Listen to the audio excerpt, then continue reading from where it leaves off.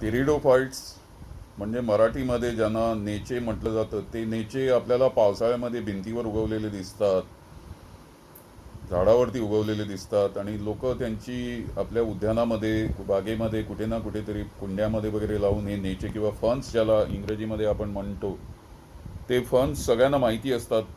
परंतु ही वेगळ्या प्रकारची, अगदी प्राथमिक स्तरावरची, अगदी फार प्राचीन अशा तऱ्हेची ही वनस्पती आहे. आणि इथे आपण जे बघता ते गोव्यातील खास वैशिष्ट्यपूर्ण खाद्यान्न आहे नेचे.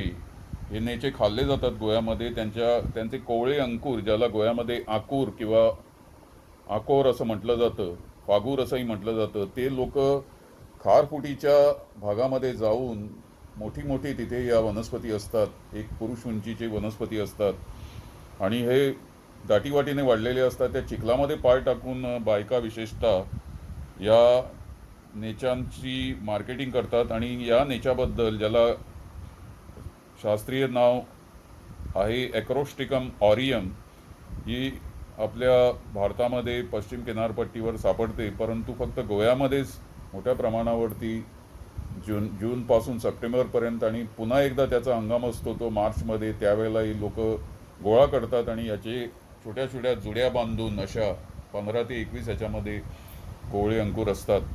तर या अंकुराचे वेगवेगळे पदार्थ बनवले जातात. तर आज आपल्या गोमंतक न्यूजच्या प्रेक्षकासाठी माझी पत्नी मेलिंदा परेरा या संदर्भातल्या पक्वान्नांची, जी स्वादिष्ट व्यंजनं बनवली जातात, त्यांची थोडक्यात इथे माहिती देणार आहे. आणि ती पुणे कृषी महाविद्यालयाची विद्यार्थिनी आहे आणि महात्मा फुले राहुरी येथील कृषी विद्यापीठाची ती पदवीधर विद्यार्थिनी आहे. त्यामुळे तिला मराठी चांगलं येतं आणि मराठीतूनच ती आता याच्यावर प्रकाश टाकणार आहे. तर मेलिंदा, तुला या संपूर्ण या नेच्याबद्दल, म्हणजे ॲक्रोस्टिकम आकूरच्या एकंदर पदार्थाबद्दल काय सांगायचं आहे?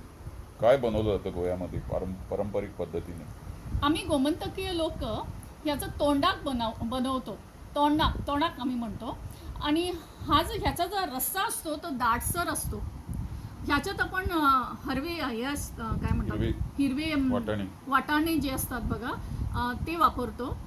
किंवा ह्याचं मांसाहारी पण बनवू शकतो आपण. प्रिपरेशन जे असतं ते मांसाहारी पण. त्याच्यात आपण तिसऱ्या किंवा कोळंबी, मग खुब्या किंवा खुबल्या जे असतो ते पण वापरतात.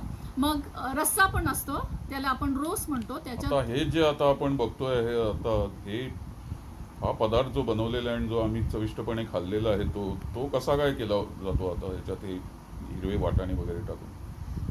ह्याच्यात मी हिरवे वाटाणे टाकले.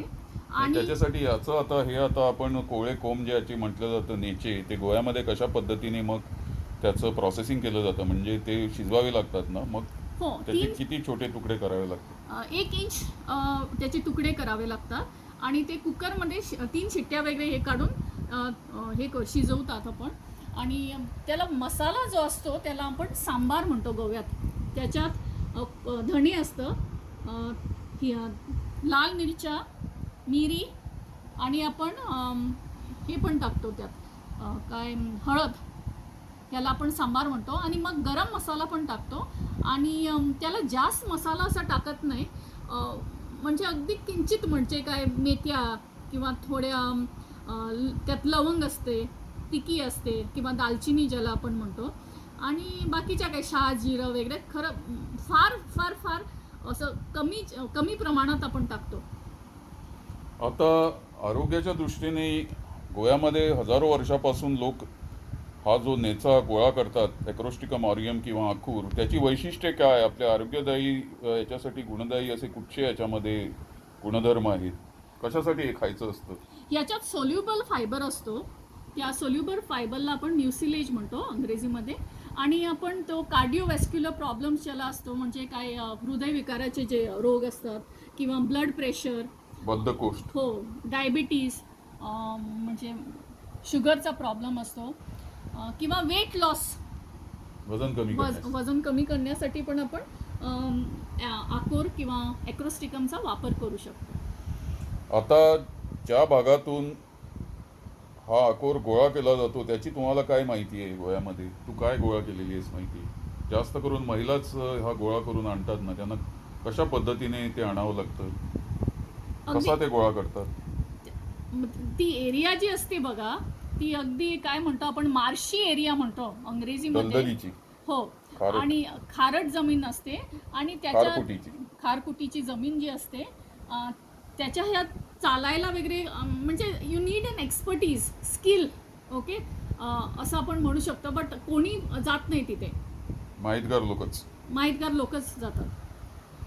आता हा नेचा संरक्षित करायचा तर काय उपाय करावे लागतील? कारण आता अशी भीती आहे की आपण जरी किती आता लोकांना सांगितलं की गोव्यामध्ये परंपरेने हे आता दुर्मिळ जे खाद्यान्न आहे ते नेच्यासारखं, कारण एडिबल फन किंवा ज्याला आपण ॲक्रोस्टिका मॉरियमा नेचा म्हटलं जातं, त्याला गोवा सोडून आणि कुठेच तो फारशा राज्यामध्ये खाल्लेला केरळमध्ये क्वचित असेल, पण संपूर्ण जगामध्ये असे कमीच लोक आहेत की अशा पद्धतीने एक जपान, कोरिया, चीन सोडले तर अशा तऱ्हेच्या वनस्पती अगदी प्राथमिक स्तरावरच्या, ज्या फार प्राचीन काळापूर्वी म्हणजे कोट्यावधी वर्षापूर्वी, 40-50 कोटी वर्षापूर्वी अशा काढून आणलेल्या आहेत, त्या कुणीही या पद्धतीने काढत नाही. त्यामुळे त्यांचं संवर्धन संरक्षण कसं करायचं याबद्दल तुझं मत काय, हे कृषी शास्त्रज्ञ म्हणून?